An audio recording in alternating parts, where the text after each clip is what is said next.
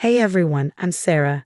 I'm 32, crushing it as a marketing executive, living what seemed like the perfect life with my husband, Mike, a successful lawyer. We had a beautiful house in the suburbs, spent weekends brunching with friends, the whole package. Then Mike's sister, Amanda, lost her job and needed a place to stay. I wasn't thrilled, but hey, family's family, right? Big mistake. At first, it was small things. My favorite sweater would disappear, only to magically reappear in Amanda's laundry. Oh, I thought it was mine, she'd say with that fake laugh that set my nerves on edge. Then, one night as Mike and I were getting ready for a date, I noticed my go-to lipstick was missing. I stormed into Amanda's room, and there she was, wearing it. What the hell, Amanda? I snapped. She had the audacity to look offended. Calm down, Sarah. It's just lipstick. We're sisters now, remember? I looked to Mike for backup, but he just sighed. Babe, don't make a big deal out of nothing. Amanda's going through a tough time. That's when I knew something was really off. But it got worse. I started noticing cash disappearing, minus $20 here, $50 there. When I brought it up to Mike, he barely looked up from his phone. Maybe you just forgot you spent it or miscounted. I couldn't believe it. My own husband was gaslighting me. Things escalated when I checked my desk drawer and realized $500 from my emergency stash was gone. I confronted Amanda in the kitchen.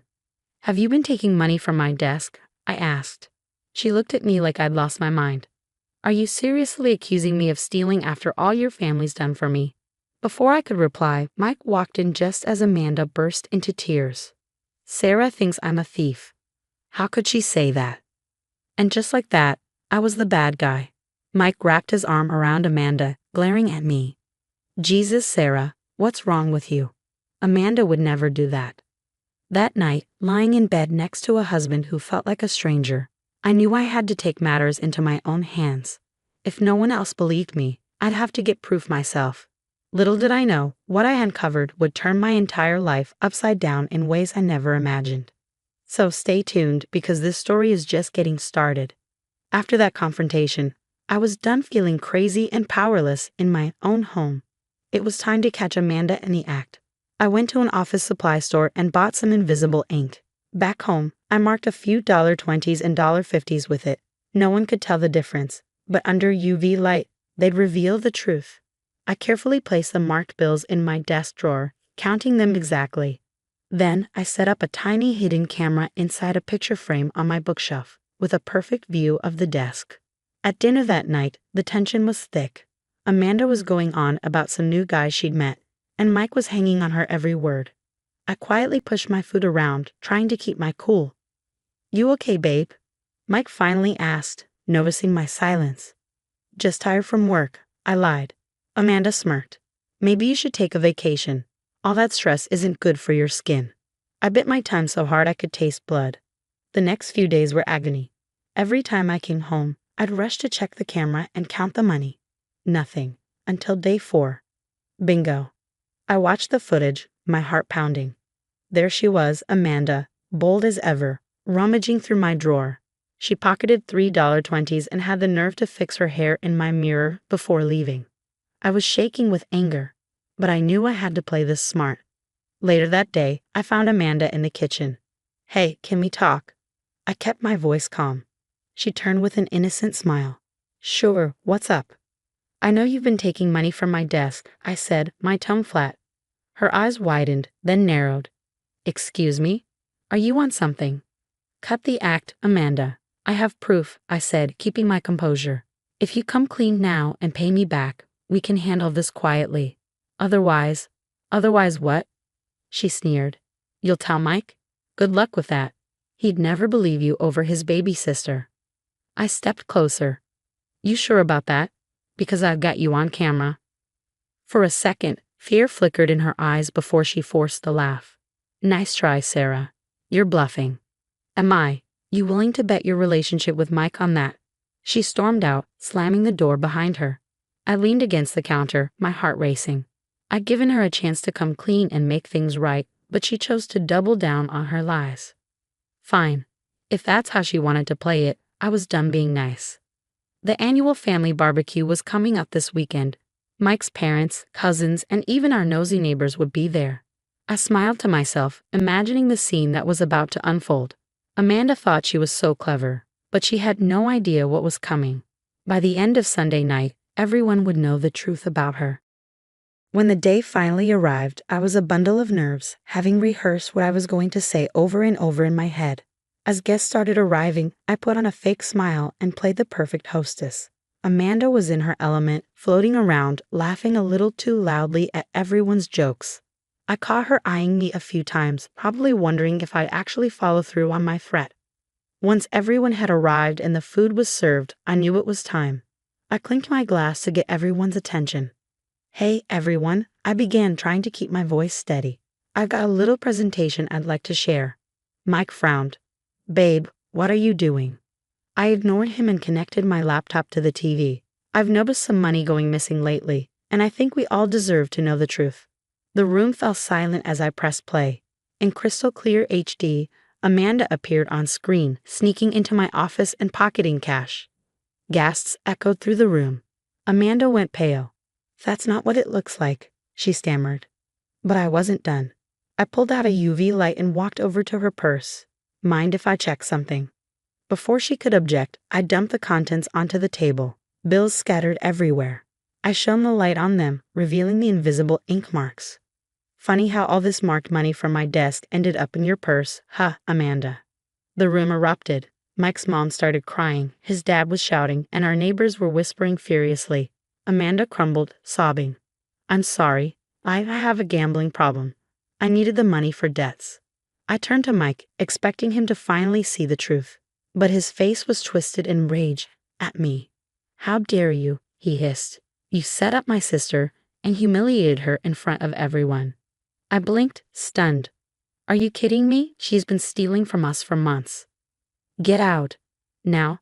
"What? This is my house too." "Not anymore. I want a divorce. Pack your things and leave." I looked around the room, hoping for someone, anyone, to defend me, but all I got were blank stares. Everyone was too shocked to speak. Tears stung my eyes as I ran upstairs, tossing clothes into a bag. As I headed for the door, I could hear Amanda's over-the-top sobs and Mike's soothing voice. "It's okay, sis. We'll get you help. Sarah's gone now." I slammed the door behind me, my entire world collapsing around me. I'd exposed the truth. But somehow, I was the one being punished. As I drove away, it hit me. This wasn't the end. It was just the beginning of my fight for justice. That night, I crashed at my best friend Lisa's place. When I told her what happened, she was livid. "That manipulative little witch." Lisa fumed. "And Mike? He's out of his mind?" I nodded, still numb. "I know. I can't believe it either." The next morning, I called in sick and met with a divorce lawyer. She listened to my story, shaking her head. "We'll file for divorce on grounds of emotional abuse," she said, "and we'll make sure to highlight Mike's defense of a thief in the household." Over the next few weeks, I buried myself in work. My boss noticed my long hours and stellar presentations, calling me into his office one day. "Sarah, I don't know what sparked this fire in you, but it's impressive. How would you feel about heading up our new digital marketing division?" I nearly cried with relief. "I'd love to, thank you so much." Meanwhile, Karma was busy catching up with Amanda and Mike. Word got around that Amanda's gambling had spiraled out of control, leading to her being caught embezzling from her new job.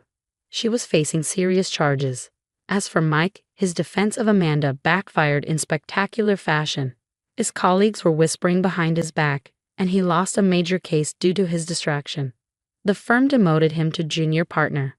About 6 months after the barbecue fiasco, I was signing the lease on my new apartment when my phone buzzed. It was Mike.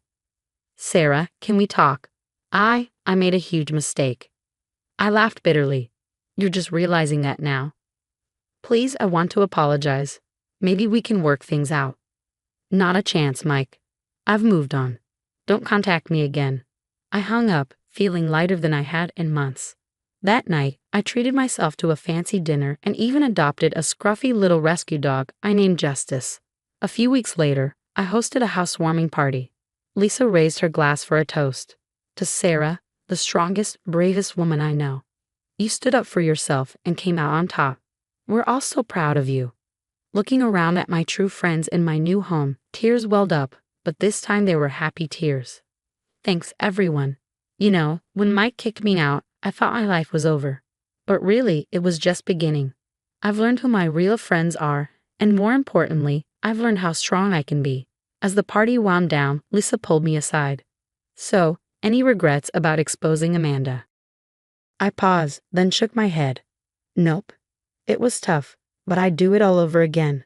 No one has the right to steal from you or make you feel crazy for standing up for yourself. That night, as I curled up in bed with justice at my feet, I realized something important. Sometimes losing everything is the only way to find out what you're really made of.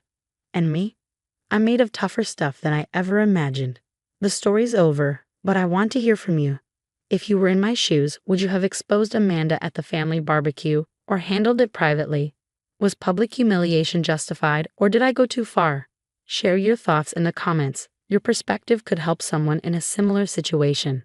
And if you enjoyed this wild ride, hit that like button and subscribe for more real-life drama and lessons learned the hard way. Trust me, I've got plenty more stories where this came from. Let's navigate life's craziness together.